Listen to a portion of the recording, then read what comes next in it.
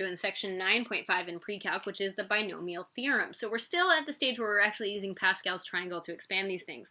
After this example, I'll walk you back through what the binomial theorem is and how it's useful. So we're going to fully expand these two binomials. So the first one I have is 2x plus y to the fourth. So first thing I need to recognize is that this tells me that I'm using row 4 of Pascal's triangle, okay? So that's the 1, 4, 6, 4, 1, right? So that's the row I'm going to use for my coefficients. So this thing is going to equal a 1 blank space plus 4 blank space plus 6 blank space plus 4 blank space plus 1 blank space, right?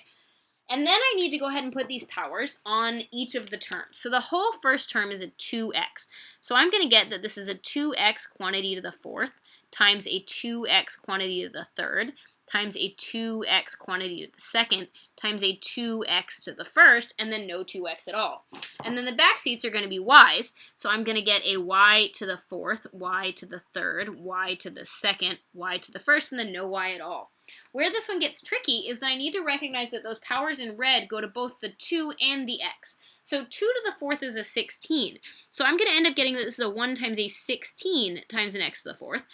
2 to the third is an 8. So I'm going to get a 4 times an 8, which is a 32x cubed y. 2 to the second is a 4, so I'm going to get 6 times 4, which is a 24x squared y squared. This will just be an 8 because it's 2 to no power at all, so 2 times 4, x and a y cubed, and then plus a y to the fourth. So notice what was tricky here is that that 2 is also part of the first term, right? That 2x, that whole thing is what's being put to that power.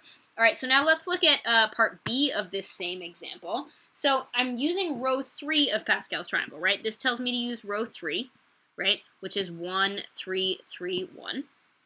Right, so I know that my answer is going to be 1 blank space plus 3 blank space. I'm going to give myself a little bit more space, actually, because we only need 4 terms, and they're a little complicated. So plus 3 blank space plus 3 blank space plus 1 blank space. Okay, so then the trick here, my first term, right, my first term is an a squared. So I'm going to get that this is an a squared cubed, an a squared squared, an a squared to the first, and then no a squared at all. And the back seats, in green, notice that it's a negative 2b, are going to be a negative 2b to the third, a negative 2b to the second, a negative 2b to the first, and then no 2b at all.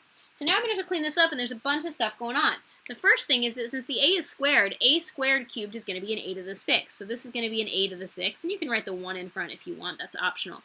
When I clean this guy up, I'm going to have a 3, I'm going to have an a to the 4th, and I'm going to have a negative 2b. So I think I get a negative 6, a to the 4th, b. Notice that it came out negative because the negative 2b was to an odd power. When I clean this thing up, I'm going to have a 3, an a squared, and then what seems to be a positive 4 because the negative 2 is being squared, and a b squared.